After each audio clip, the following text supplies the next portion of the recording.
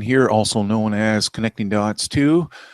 I'll get to your comments at the end of the show here. I'm just making this quick little video because I'm going through the news this morning and I can't believe what they're propagating. So this is kind of like a continuation of yesterday's video over at the Silver Gold Man, or I should say yesterday, it was last night, yesterday evening, 13 hours ago.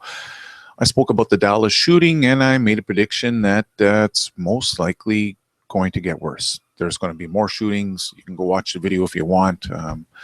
Share it with you. I make some pretty good points in that video.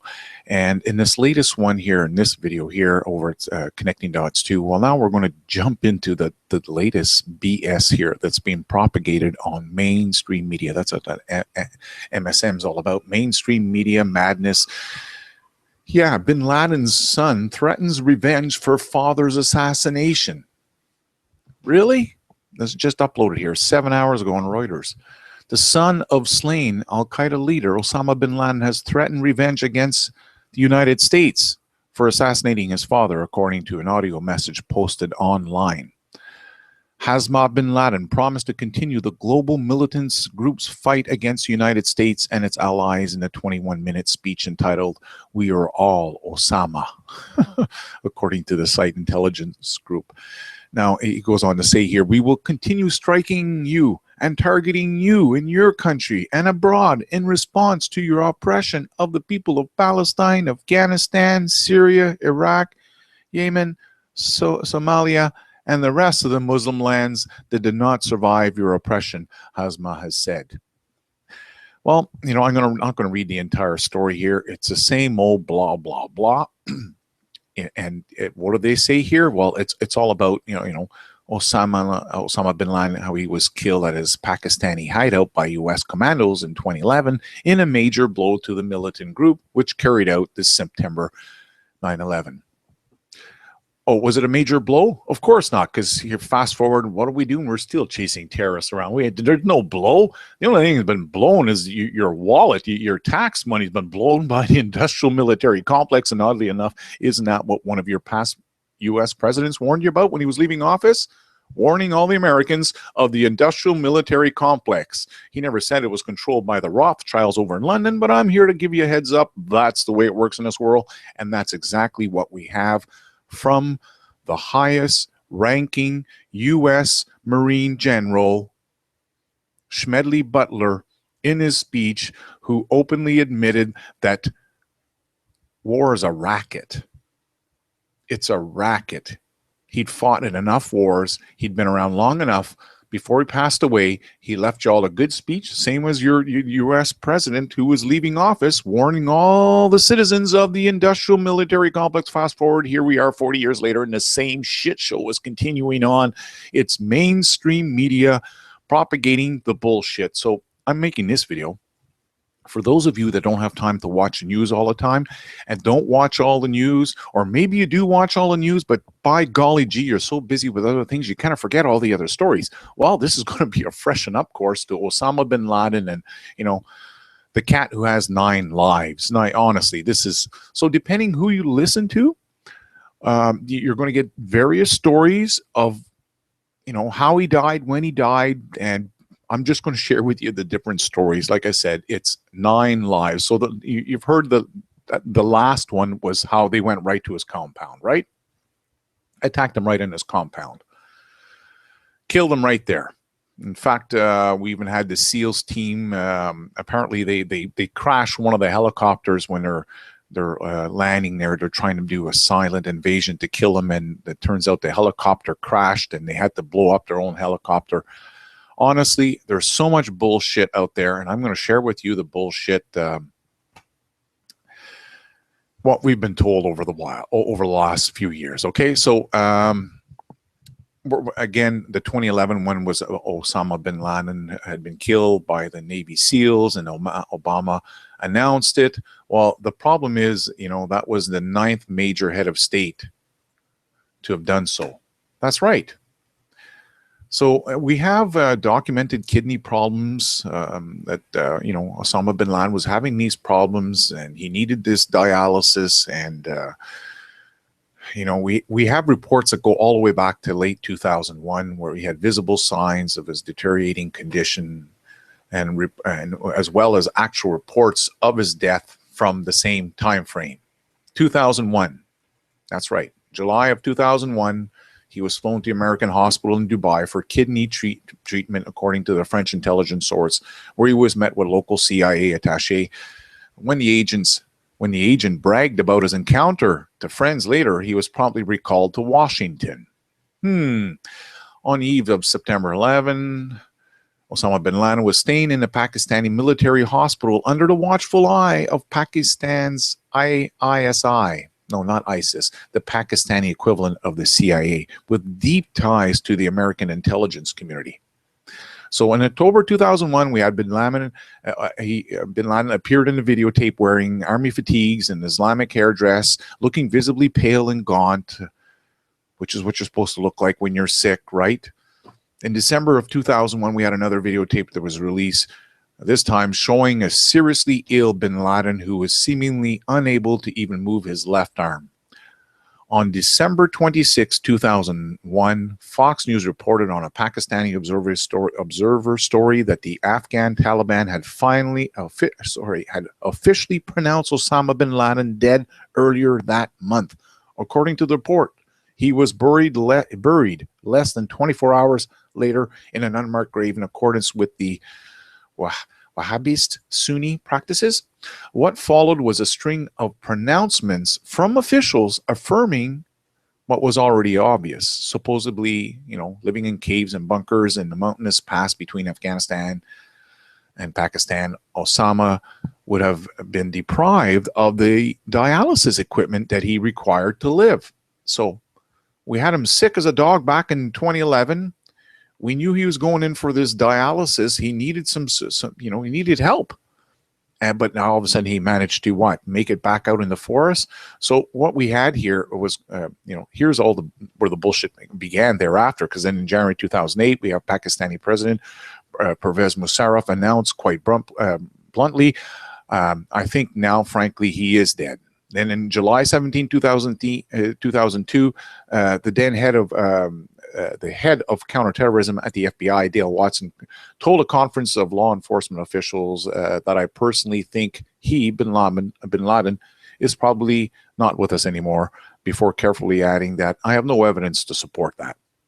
Then we had another one in October of 2002. Afghan President Hamid Karzai told CNN that I would come to believe that Bin Laden is probably dead. In 2005, we had Senator Harry Reid reveal that he was told Osama may have died in the Pakistani earthquake of October that year. Then in 2006, we had the French intelligence leak a report suggesting Osama had died in Pakistan. Like I said, the guy's been dying nonstop here. You can see by the image here, this is from 2001. This is where it was visible that the guy was losing weight. He was looking sick. Then we had another one here in November of 2007. We had the former Pakistani Prime Minister, Benazir Bhutto, and I'm not even going to get into her conspiracy here because there's some new evidence on, I don't know if you remember her, but she was actually running to become she was a prime minister, and then she ended up being assassinated. I'm not sure if you recall that whole story. And she was shortly assassinated after coming forward and telling us that, Osama bin Laden was dead and he'd been killed by Omar Sheikh. And then in March of 2009, we had a former U.S. foreign intelligence officer and professor of international relations at Boston University, Angelo Cordovilla, stated, all the evidence suggests Elvis Presley is more alive today than Osama bin Laden. Then in May of 2009, Pakistani President Asif Ali Zardari confirmed that his counterparts in the American intelligence agencies hadn't heard anything from bin Laden in 7 years. 7 years, and confirmed, I don't think he's alive. Well, 7 years, eh? I guess not at this point, eh? But now in 2011, President Obama has added himself to the mix of people in positions of authority who have pronounced Osama bin Laden dead. Really? And by the way, you may recall how, they didn't, no body, no. What they do, They slammed Osama bin his body. They buried him at sea, dropped him in the ocean. Less than 12 hours after his death, we have no photos, no, how many times this guy died? Honestly, I can't believe the bullshit. Now, the best of it is, I really question. I'm like, really? Your son's just getting pissed off now, and Osama's son is just getting pissed off now that his father's been assassinated, and his father was killed in what year? Well, I don't know. Pick a year, any year. I don't care. But the latest one was in 2011. So what the hell? What the hell has taken his son, almost 5 years later to finally get upset that his father's been killed? 5 years later. Come on. What the hell's going on here? I can't believe this bullshit. So, this is what I was saying in the video last night. They need to change this situation, because I think there's going to be more shootings. And another thing I revealed in last night is that I've been researching these conspiracies since 2007, late 2007, as I jumped into the world of conspiracies.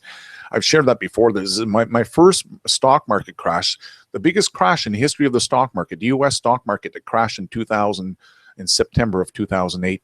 That crash, the reason why I predicted that one 6 months before, wasn't because of technical analysis. Yes, I was blogging on the economy and stuff, but it's because I researched conspiracies, and I finally found a conspiracy that made sense to me, that was actually predicting a date, September 2008.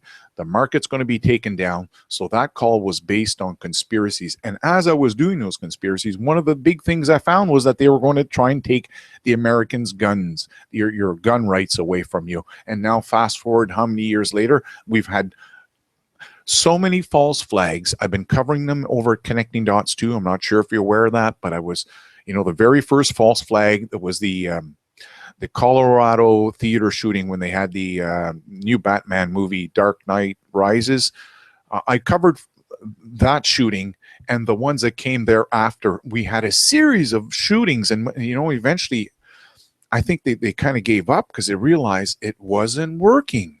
Americans are not about, doesn't matter how many shoot-ups you have, they're not about to let go of their guns. And in fact, it was the opposite. Every time we had these false flags, gun sales skyrocketed. In fact, if you watch my shows, I've shared at one point that every time Obama opened up his mouth and talked about gun control, the people that sell the guns were saying he's the best gun salesman, because every time he opens his mouth and talks about doing some kind of restraints or whatnot, it brings in a flood of new buyers into the market.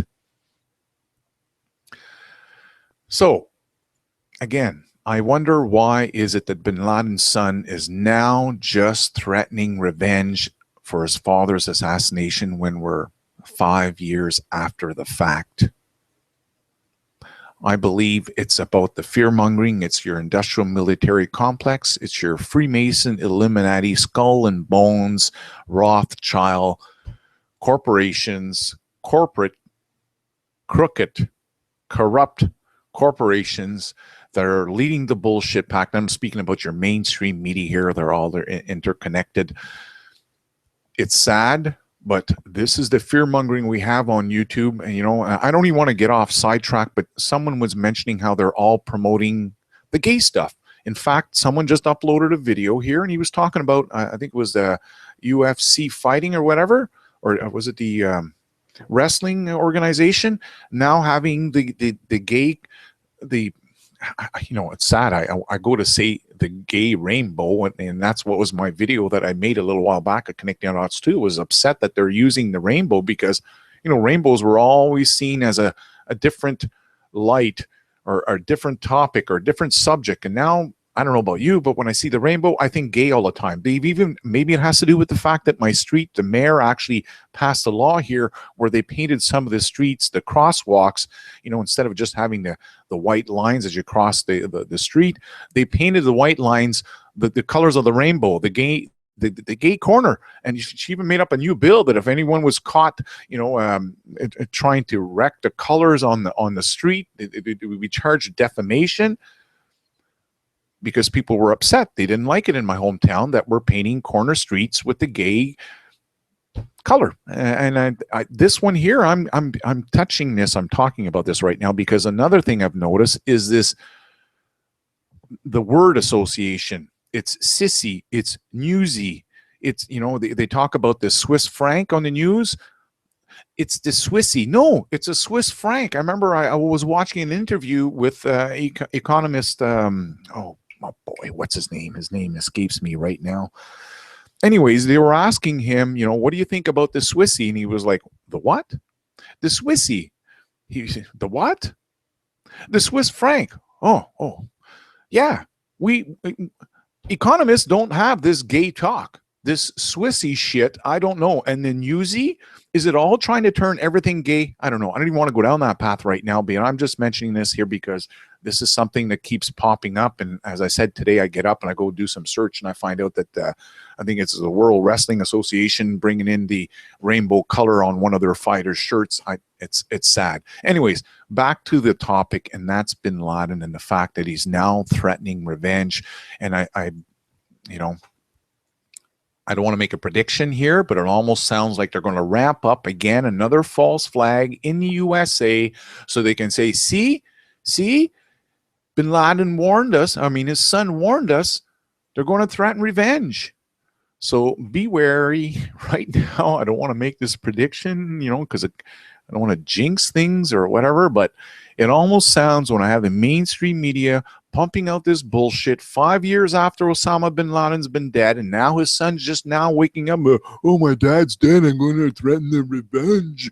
Like, really? What happened? Were you asleep there up in the mountains smoking some great old ganja? I don't know, really. I don't know what happened to him, but now all of a sudden he seems to have waken up, and now he's pissed off, and he's going to what? Continue with his global militant group fighting against the United States and its allies. So the allies, that incorporates us, Canada. I'm not sure if you guys are aware of it, and any other country that's participating with NATO. You're all part of it now. It's the industrial military complex turning around on its own people, scaring the bejesus out of them. So you all dumbasses, sorry, not everyone, but the majority of the dumbasses will just keep, oh, we need to pay for our protection. They're going to save us. Get out of here. It's the same as the police force. It's failed. It's a failed police force. I've said that last night that in the show over at the Silver Gold Man last night when I was talking about these Dallas shootings. I said, hey guys and gals that are police officers, you guys need to give your union, your officers, your station an enema. I know it sounds awful, but it needs an enema. There's too much bunged up bullshit in the police force, and it needs to be cleaned out. There's too many rotten apples. I shared last night that one of the things I'd found in my personal experience here dealing with the underworld was that 60% of the I'll said it wrong again. 40% of the police officers are corrupt, and the other 60% on the police force look the other way. They don't even call out their own members. So I said in the video last night, that whole brotherhood of police force, you guys need an enema. This has got to change here. You guys are in a lot of shit. I'm not sure if you're realizing it, but there's hatred that's building up even against police forces. And last night I was about to get into some of my own personal experiences with the police force and the bullshit shenanigans that I've gone, but I haven't gone down that path. I tried to stick more with the Dallas shootings themselves and what I saw maybe coming up. Anyways, I'm going to end the video here. Just a point of making a point here that Bin Laden's been dead how many times? 9 times here roughly.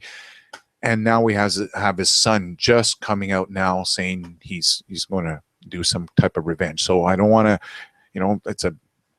I don't like making these types of predictions, but it almost sounds like mainstream media is setting the fear in there, getting you all ready. So when the shit hits the fan, they can say, look, they warned us, they're to come in here. Oh, we need to ramp up. You guys need to lose more rights, give up more rights, give your guns away so we can protect you. Yeah, okay. All right, so I'm going to finish this up with the comment section.